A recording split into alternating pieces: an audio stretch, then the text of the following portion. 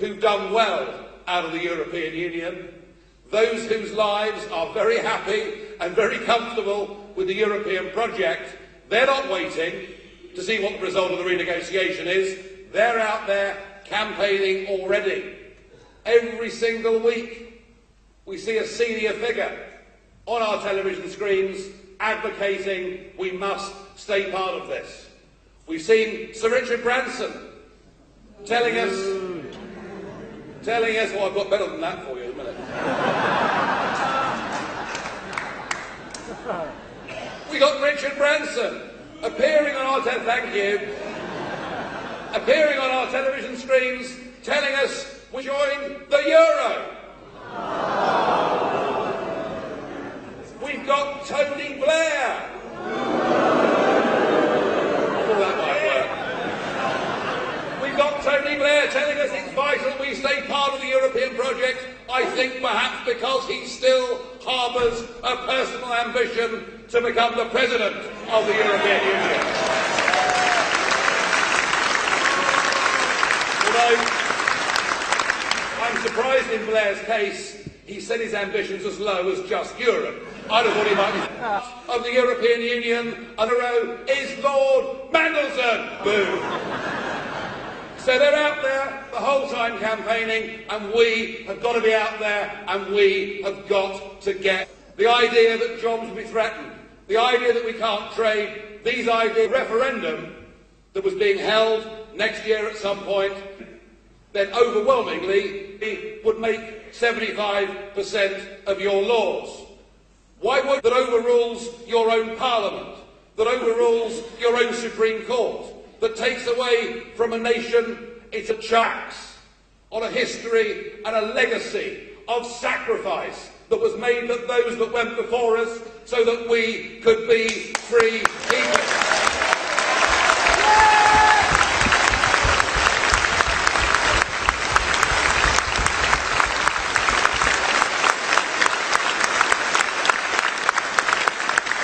You wouldn't do it, would you? You wouldn't do it. And why would you? Why would you sign up to membership of a club that has cost this country £55 million a day to be a member, when the auditors have not given it a clean bill of health for the last 19 years in a row? You wouldn't do it, would you? Right, but the problem is we have to overturn the status quo. We have to overturn this rubbish that somehow we'd be isolated. Sounds terrible, doesn't it? I mean, you know, as somebody who socially has been isolated for years, certainly in Strasbourg I have been, we'll be isolated, we'll be incapable, we simply won't be good enough to exist. Well, let me take you back to that trade argument. Iceland is a country with a population of 320,000 people. Iceland is a sovereign nation. Iceland, unlike Britain, territorial fishing waters, which I'd like to get back.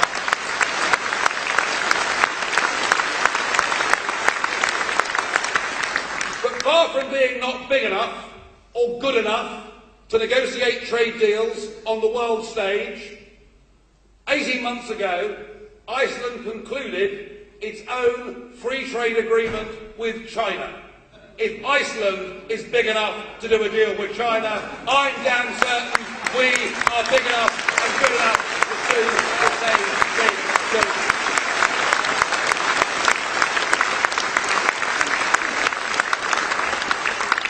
So we've got to be confident, we've got to be assertive, we've got to believe in what we are and who we are. We've got to sell to a younger generation the concept that democracy is something that absolutely, fundamentally matters.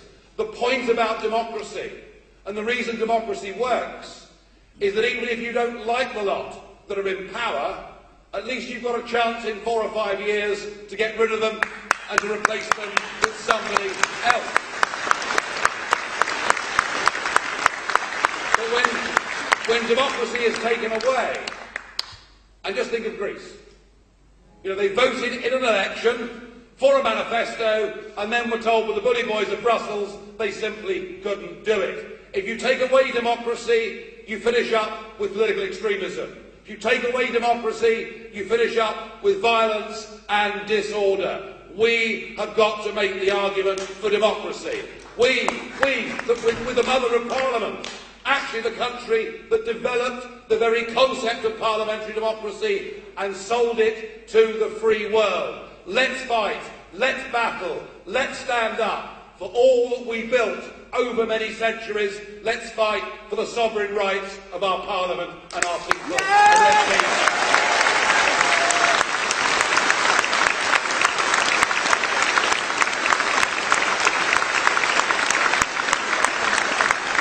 Because if you don't govern yourself, then frankly elections become pretty futile, and the policy differences that you're offered become very limited.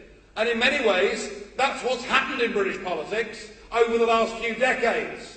The differences, the fundamental ideological differences between the parties have diminished, and even the type of people in politics have changed. You know, where for the last 20 years has been the passion? Where has been the belief, whether it's right or wrong? We've finished up with a parliament that isn't sovereign and a political class who look like each other, sound like each other, come from the same backgrounds as each other, and have never had a job in their lives.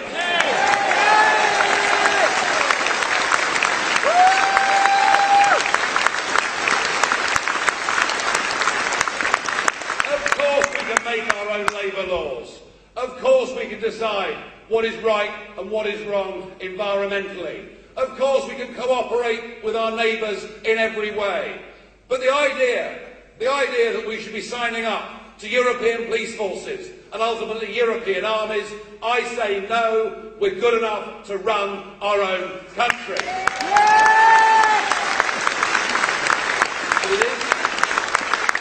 But it is one of those aspects that normally a nation state has, and as Diane said earlier, the EU's got a flag, it's got an anthem, it's got a currency, not one that's working very well, but it's got a currency.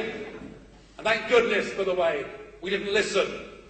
We didn't listen to so many in the Labour and Conservative parties back in the 1990s who would have signed us up to the euro. Thank goodness we said no. That was the right thing for us to have done. But the crucial, I now think, and yes, we must fight, as I say, on our democratic rights and our sovereign rights as British people. And yes, we must campaign that pouring out £55 million a day is wasteful when there are so many better things in this country that we could spend our money on. Yes, we must do that. But really, I think this referendum in the end will be decided. This referendum will be won and lost on the issue of can we control our borders. Because if we can't control our borders, we are not a nation. Now, in the early days of this, when we first signed up to the common market, it wasn't especially an issue, because the living differences, the income differences, the education differences, the health differences between the original group of countries weren't that great. You know, whether it was France, the Netherlands, this country, it wasn't that great. And we didn't see big migratory flows of people because we were part of the European project. But the mistake we made, and it's a mistake I argued, very, very hard at the time, and I've been called all the names under the sun ever since 2004 for daring to do so. The mistake we made was to allow countries, some of which had barely recovered from communism, and countries that were very much poorer than we were, to join the European Union and to have the total freedom of movement. It was a change that has led to a migratory wave into this country unlike anything we have ever seen in the history of our islands. It is a change that has led to, for example, the queue for social housing in Britain now running at 1.8 million people, an increase of 80% in the last 15 years. It is a change that has led to the salaries of men and women on average wages being compressed, being pushed to the bottom, as the big corporate employers have been able to take advantage of cheap labour. It is a change that has put pressure on our GP surgeries, on our hospitals. It's a change that means next September, 2 out of 5 of our primary schools in this country will have insufficient places for 5-year-olds. It's a change that means no government, be it at local level or at national level, can actually effectively plan, because it's virtually impossible to predict how many people will be in the country in 2 or 3 years' time. And that, folks, is legal immigration. What we don't know is the extent of illegal immigration, but it is likely that the British population is as much as 3 million people higher than the official estimates tell us. And there is nothing, as members of the European Union, that we can do about this problem. And if Dave, as he likes to be called,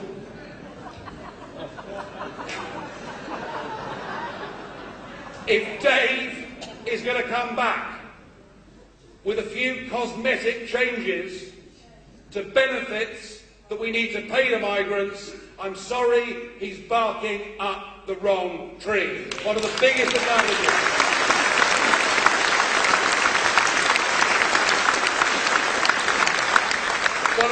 advantages of amicably divorcing ourselves from EU membership is that we will get back control of our borders, that we will be able to put in place a sensible immigration system, an Australian-style point system, so that we can choose the quantity and quality of who comes to Britain.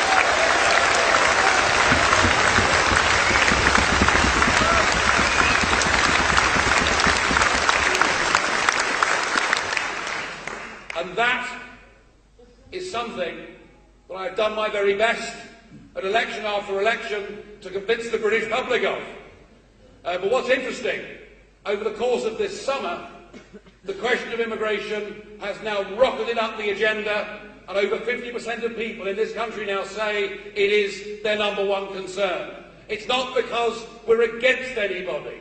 It's because we know that sensibly controlled immigration is the right thing for our people, the right thing for the cohesion of our communities, and actually is the decent, proper, sensible thing to do to give our youngsters a chance to get on and prosper in this country.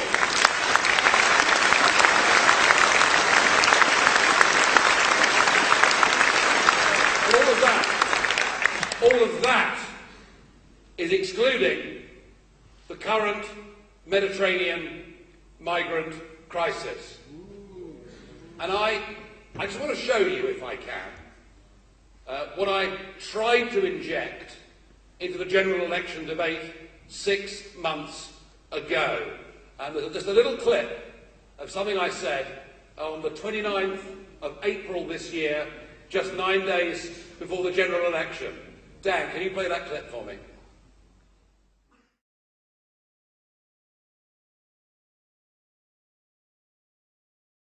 4 years ago, I stood here and said that bombing Libya would be a huge mistake. But of course, the UK Parliament and this Parliament were desperate. There was a clamour to go to war. And so now we have a failed state of Libya, which is now a conduit being used for criminal trafficking gangs trying to bring people to Europe. We are guilty for this crisis. We are directly guilty for the drownings that are going on. I am not blind to the human suffering that we've caused in many of these countries. I would call on this Parliament, this Commission, to end the barriers to trade, to stop the fisheries policy, to ask the United Nations to get involved and to try and help. But the real question we face is, what are we to do? Are we to go down the Australian system in dealing with this crisis? And indeed, the Australian Premier, Tony Abbott, has offered us his advice and help. Australia faced this And Australia not only have stopped the boats from coming, they've stopped people from drowning. But no, we're not interested in what the Australians have done. We have decided that we can deal with this on our own. So we've decided that people can come and that people won't be sent back. The problem, ladies and gentlemen, is this.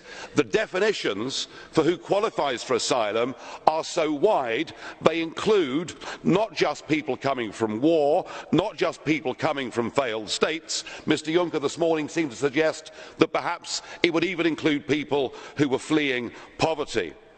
I'm sorry. We simply can't accept countless millions. There is a real and genuine threat. When ISIS say they want to flood our continent with 500,000 Islamic extremists, they mean it. And there is nothing in this document that will stop those people from coming. Indeed, I fear we face a direct threat to our civilization if we allow large numbers of people from that war-torn region into Europe. I promise my party will stand up to this impending disaster for all concerned.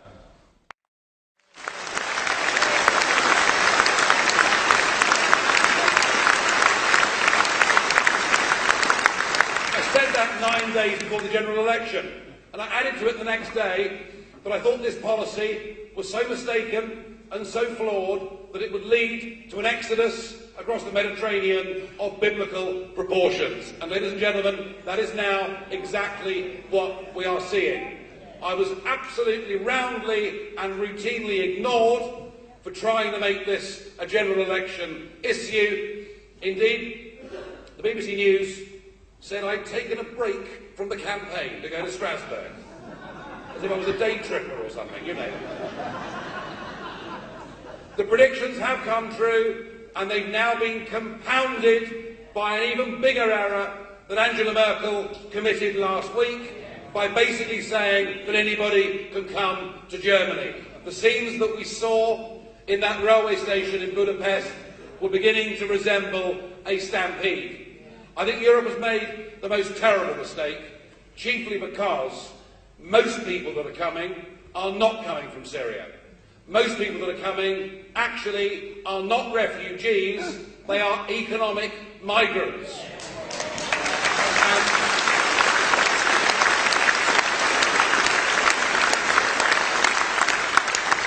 And I don't want us to be part of a political union who in the end can impose these people upon us. Yes, they can do it because all they have to do, all the Greeks have to do, all the Italians have to do, all indeed perhaps ultimately the Germans have to do, is to give them their own national passports, which are EU passports, and then they can all come to Britain. And I think that has got to be stopped. That has got to be stopped.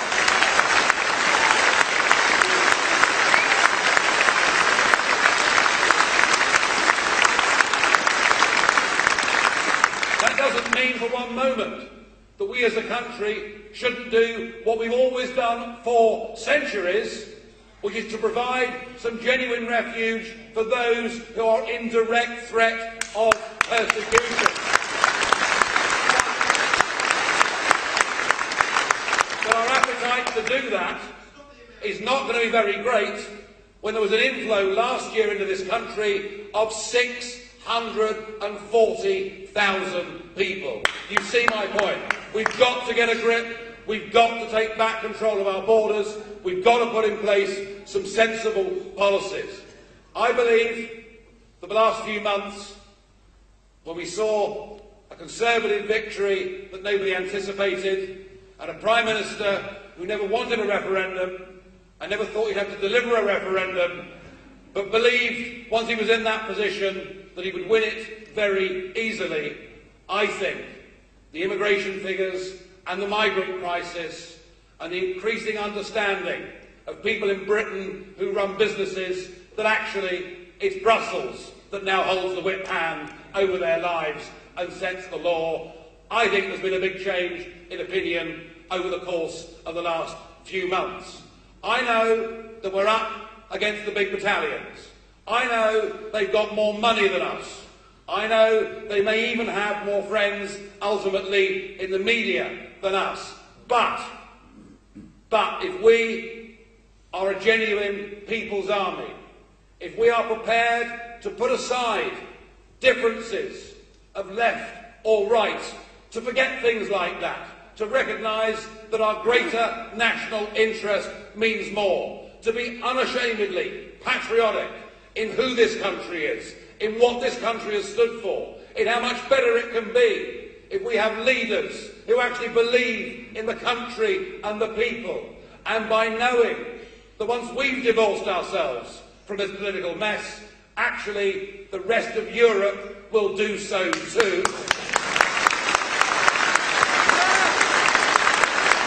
And